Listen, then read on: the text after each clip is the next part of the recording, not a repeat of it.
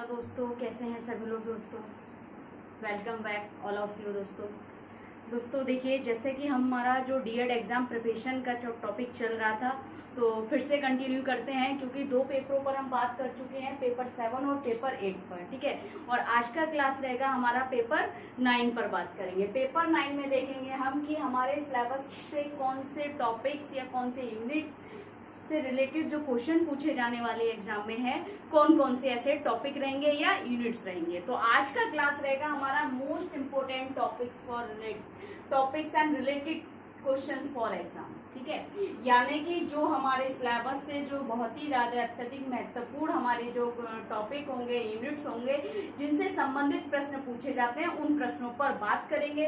Paper रहेगा हमारा paper 9 curricular strategies. आप लोग अपना सिलेबस खोल लीजिए, सिलेबस और एक पेन या पेंसिल ले लीजिए ताकि आप टिक मार्क कर सकें। ठीक है, तो दोस्तों देखिए, DEd SCID secondary exam preparation के चलते हुए हम आज करने वाले हैं most important topic and related क्वेश्चनों पर बात। किस प्रकार से हमने कैसे अपनी तैयारी करनी है एग्जाम के लिए, या हम कह सकते हैं पेपर 9 की तैयारी कैसे करें, कैसे प्रिपरेशन करें। उसमें से सिलेबस में जितना दे रखा है, 5 यूनिट है, 5 यूनिट्स के सब पॉइंट्स उसमें भी हैं, तो आप किस तरीके से अपना पूरा सिलेबस को लेकर कवर करेंगे, बहुत कम समय में कैसे आप अच्छे से तैयारी करेंगे। तो पेपर 9 की तैयारी आपको कैसे करनी है, कौन कौन से ऐसे टॉपिक है जो इनको आपको तैयार करना है एग्जाम्स के लिए। ठीक है, चलिए स्टार्ट करते हैं दोस्तों। यूनिट 1 पर बात करते हैं। सभी जानते हैं पेपर 9 आप खोल लीजिए अपने सिलेबस में। करिकुलर स्टडीज पेपर नेम है हमारा। ठीक है, नंबर पेपर 9 है डीएड आईडी का। ठीक है, तो most important topics and related question, तो कौन कौन से ऐसे यूनिट्स हैं जिससे हमारे प्रश्न बनते हैं परीक्षा के लिए। ठीक है, तो यूनिट फर्स्ट पर आ जाइए। सबसे पहले यूनिट फर्स्ट में देखिए दोस्तों, 1.1 देखिए, यूनिट फर्स्ट का आपका प्रश्न बनेगा यूनिट फर्स्ट से 1.1 का। पाठ्यक्रम का अर्थ परिभाषा को स्पष्ट करते हुए विकासात्मक पाठ्यक्रम के सिद्धांतों की व्याख्या कीजिए। इसमें जो हमने आपको टॉपिक पेपर 9 में कराया है, करिकुलम वाला, जिसमें क्या है, हमने डेफिनेशन भी की है, उसका मीनिंग भी क्या है, टाइप्स भी किए हैं, अप्रोचेस भी किए हैं, और उनके प्रिंसिपल्स पे भी हमने बात की है। पूरा डिटेल में ये किया है, आप प्लेलिस्ट में जाकर देखिए, आपको पूरा टॉपिक मिल जाएगा। तो इसमें ये क्वेश्चन जो है आपका, पाठ्यक्रम का अर्थ परिभाषा को स्पष्ट करते हुए विकासात्मक पाठ्यक्रम के सिद्धांतों की व्याख्या करनी है।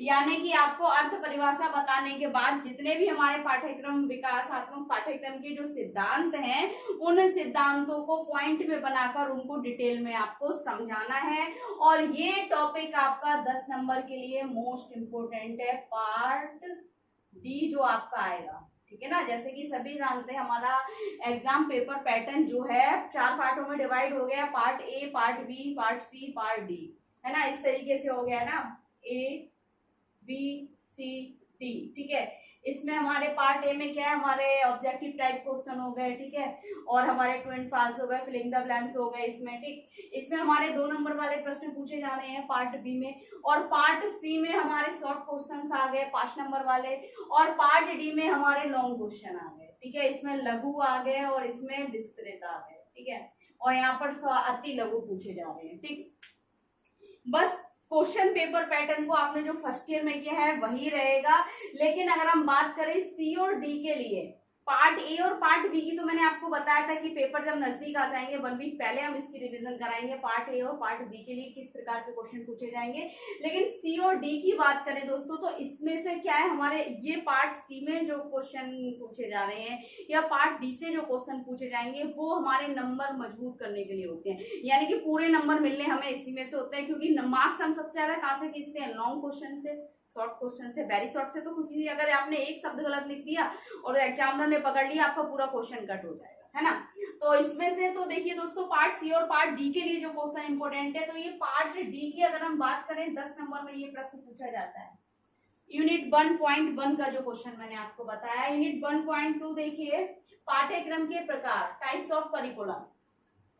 पाठ्यक्रम के प्रकार ये आपको 5 नंबर में देखने को मिल सकता है पार्ट सी के लिए। Very very most important question, हर बार आता है, हर बार पूछा जाता है, और कभी कभी 10 नंबर में अर्थ परिभाषा प्रकार एवं सिद्धांतों की व्याख्या कीजिए, इस तरीके से भी पूछ लेगा। यानी कि 10 नंबर में भी पूछ सकता है आपसे, 5 नंबर में भी ये प्रश्न पूछा जा सकता है।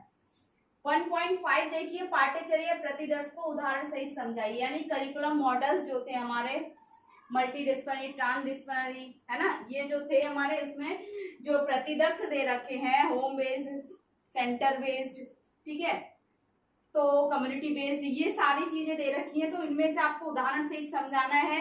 कैसे समझाना है, क्या मॉडल से, प्लेलिस्ट में जाइए आप, पेपर 9 आप देखेंगे, प्लेलिस्ट में आपको मिल जाएगा।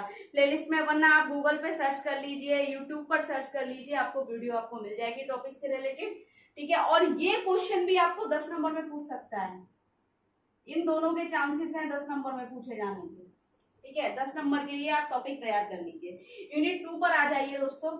यूनिट 2 देखिए, 2.2 पाठ्यक्रम अनुकूलन से आप क्या समझते हैं, यानी कि करिकुलर अडेप्टेशन से आप क्या समझते हैं, इसके महत्व और आवश्यकता को आपने बताना है। जब हम अपने पाठ्यक्रम को अनुकूलित करेंगे, मॉडिफाई करेंगे विशेष आवश्यकता वाले बच्चों के लिए, तो आप उससे क्या समझते हैं, पाठ्यक्रम अनुकूलन क्या है इसके बारे में बताएंगे आप, इससे आप क्या समझते हैं, इसका महत्व क्या है और इसकी आवश्यकता क्या है, इसके बारे में बताएंगे। तो ये 5 नंबर के लिए very very most important topic है, ठीक है, इसको तैयार कर लीजिए। फिर यूनिट 2.3 से देखिए, विशेष आवश्यकता वाले बच्चों के लिए पाठ्यक्रम नियोजन, यानी कि इसमें आपको करिकुलम प्लानिंग करनी है। करिकुलम प्लानिंग में आपने क्या करना है, मतलब जो हमारे स्पेशल नीड चिल्ड्रन हैं उनके लिए इंडिविजुअल करिकुलम प्लानिंग करनी है। यानी कि किसी बच्चे के लिए क्या करना है आपने, विशेष आवश्यकता वाले बच्चे के लिए पाठ्यक्रम नियोजन, करिकुलम प्लानिंग 5 नंबर के लिए very very most important topic है, ये भी तैयार कर लीजिए। ये सारे टॉपिक करा रखे हैं मैंने, टेंशन लेने की जरूरत नहीं है, आप प्लेलिस्ट में जाइए, आपको सारे टॉपिक मिलेंगे।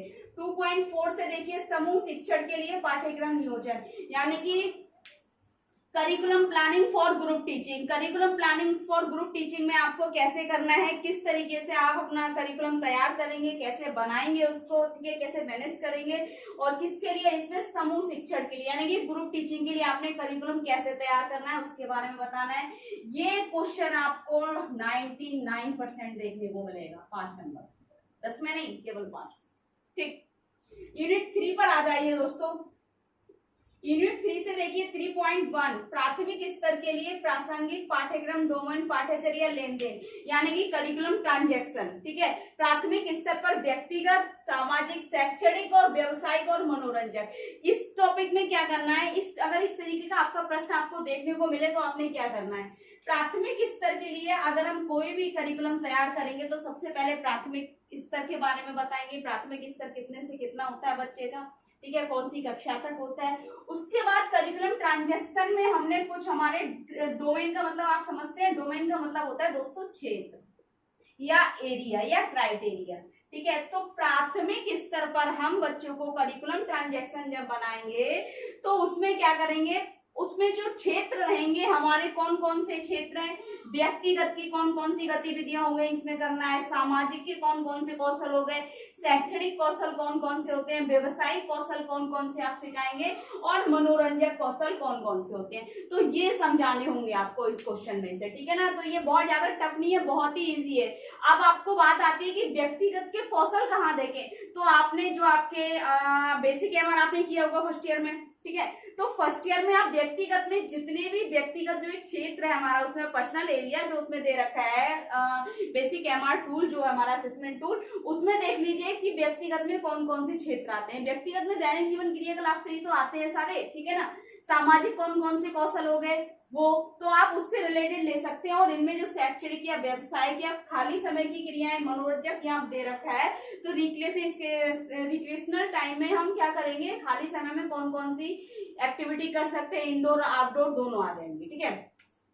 नेक्स्ट देखिए 3.2 देखिए, कार्यात्मक शैक्षणिक अवधारणाओं के लिए एकीकृत और समावेशी सेटिंग के लिए पाठ्यचर्या अनुकूलन।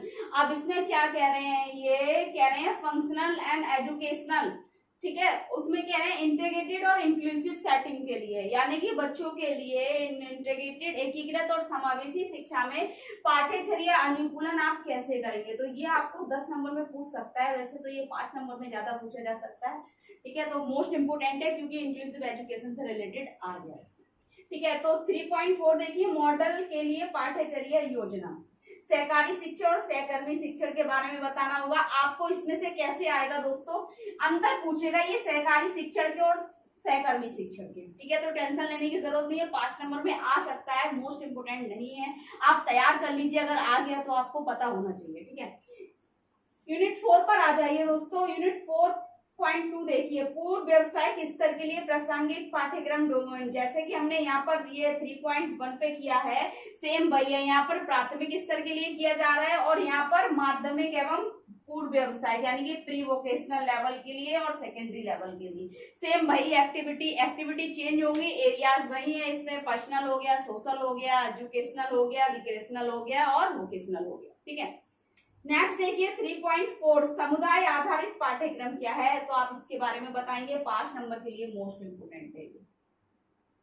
ठीक, नेक्स्ट देखिए 4.4 में समावेशी सेटिंग के लिए पाठ्यचर्या अनुकूलन, तो ये 5 नंबर के लिए मोस्ट इंपोर्टेंट है, हो सकता है 10 में भी पूछ लिया जाए। ठीक, अब बात आती है यूनिट 5 की। यूनिट 5 से कोई एक पूछा जाएगा, क्योंकि 2 अगर मैंने ये आपका सेकेंड ईयर में आपको केवल या तो प्री वोकेशनल के लिए पूछेगा या फिर आपको प्राइमरी स्तर के लिए पूछेगा। लेकिन अगर हम बात करें इससे आगे अगर ट्रांजैक्शन से रिलेटेड कुछ पूछ सकता है तो ये यूनिट 5.1 का देखिए आप। यूनिट 5 में दैनिक जीवन कौशल पर पाठ्यचर्या डोमेन, इनके क्षेत्र आपको बताने होंगे। तो जैसे कि मैंने आपको बताया दैनिक जीवन कौशल पर पाठ्यचर्या डोमेन, उसमें आपको स्पेसिफिक या तो प्राथमिक पूछेगा या माध्यमिक पूछेगा या फिर आपको पूर्व व्यवसायिक पूछेगा। तो उसके आप कुछ एरियाज होंगे, तो आप अपने टूल पढ़ के जाएं, प्री वोकेशनल BAPS आप पढ़ के जाएं, वोकेशनल चेकलिस्ट प्रोग्रामिंग, ठीक है, वो आप पढ़ के जाएं, असेसमेंट टूल, ये एक बेसिक MR आप देख कर जाएं, उनके जो एरियाज दे रखे हैं